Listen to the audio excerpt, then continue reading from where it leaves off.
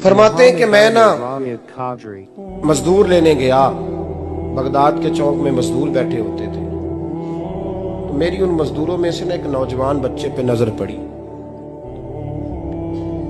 बड़ा कमजोर सा वजूद था, लेकिन चेहरे पर इबादत का निशान था। माथा बताता था कि नमाज का बड़ा ख्याल रखता है। मैं उसके करीब गया।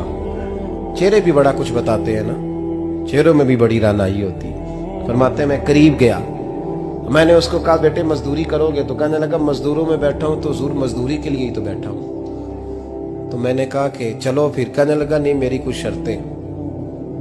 मैंने कहा बताओ। कहने लगा पहली शर्त यह है कि लोग 4 दिनार दिहाड़ी लेते हैं, मैं 3 दिनार लूंगा। मैंने कहा यार बे तो बड़ी बेहतरीन है, बाकी भी इस तरह की रख ले। उसने कहा हुजूर दूसरी शर्त यह है कि मैं आपकी मुकम्मल बात मानूंगा, लेकिन जब अजान हो जाएगी फिर आपकी नहीं सुनूंगा।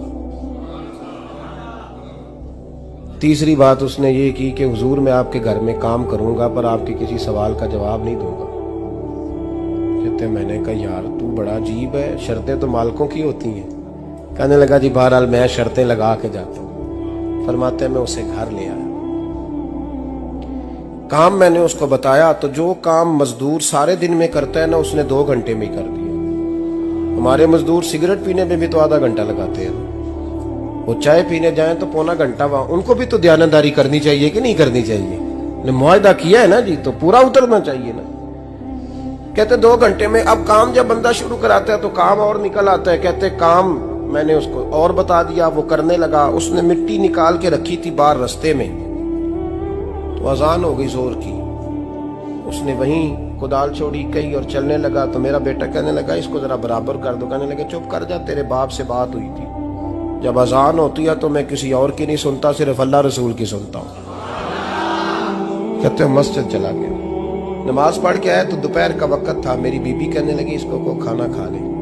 कहते हमने कहा खाना खा लो। तो कहने लगा मैंने रोजा रखा, रमजान भी नहीं था, नफली रोजा रखा हुआ।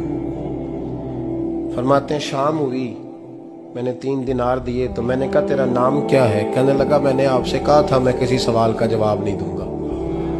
तो वो चला गया। अगले दिन मैं फिर लेने गया उसे, काम कुछ और निकल आए। तो लोगों ने बताया वो सिर्फ हफ्ते वाले दिन आता है।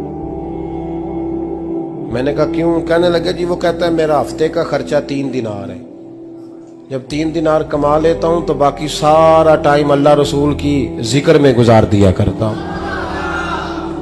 फरमाते हैं जी अगले हफ्ते मैं फिर लेने गया। मैंने पूरा हफ्ता इंतजार किया कि काम उसी से कराना है। मैं जब गया तो मैंने कहा चलो। कहने लगा मेरी शर्तें याद है ना? और मैंने कहा याद है भाई, साथ चल। फरमाते हैं काम कराया। 2-3 हफ्ते वो आता रहा। एक हफ्ते में गया तो लोगों ने कहा हुजूर आज नहीं आया। क्यों? कहने लगे बीमार हो गए। कहाँ घर है? कहने लगे बगदाद के कब्रिस्तान के पीछे जो कच्ची आबादी है उसमें रहता है। फरमाते मैं गया, दरवाजे पे दस्तक दी तो कहने लगा हुजूर आप हैं? दरवाजा खोला है, आ जाइए।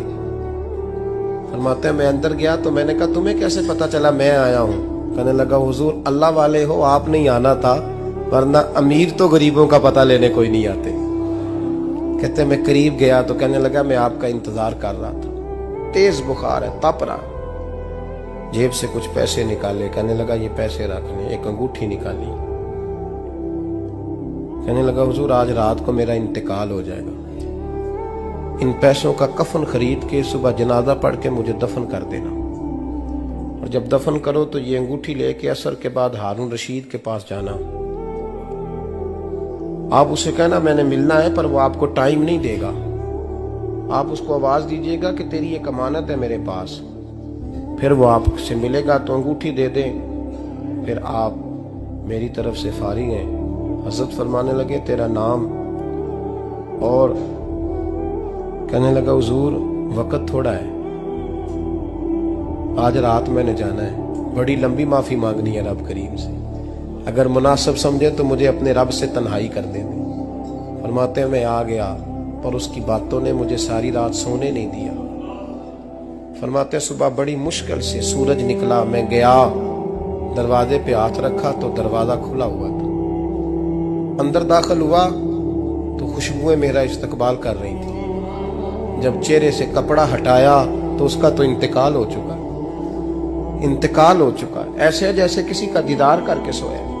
कहते मैं तो 2 आदमी ले गया था जनाजे पे, पर पता नहीं दुनिया किधर किधर से आई, कहां कहां से। अखा जदों मीटियां जमाना मैनू रोवेगा, अपना ते अपना बेगाना मैनू रोवेगा।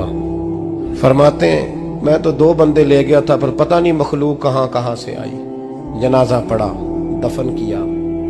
हारून रशीद के पास में असर के बाद गया, मैंने बुलाना चाहा पर बादशाह था, मेरी तरफ देखा ही नहीं। मैंने उसको कहा तेरी एक अमानत मेरे पास है। फरमाते हैं वो मुझे कोने पे ले गया, क्या बात है, कमरे में बुलाया, मैंने अंगूठी दी।